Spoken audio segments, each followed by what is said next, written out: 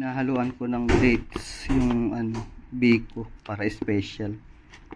Pag ginaluan kasi ng dates, konting asukal na lang yung ilalagay mo. Healthy pa siya. Special talaga.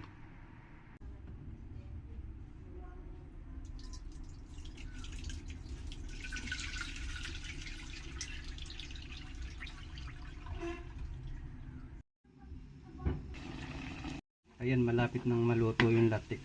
Daming oil.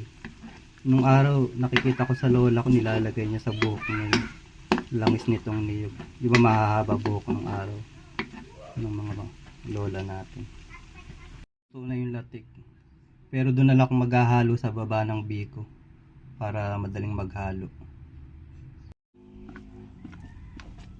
Sarap niya.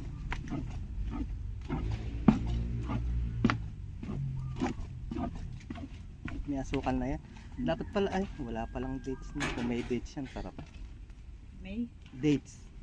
Pag ginaluan mo ng dates yan, masarap. Eh, sabi ko lagyan ng food color eh. Ayaw. May food color na violet eh. Kahit ako, ayoko na may food color. Ayun, tama na daw. Mamaya sa ibabaw lalagyan na. Eh, may latik. Traditional way ng paggawa ng biko.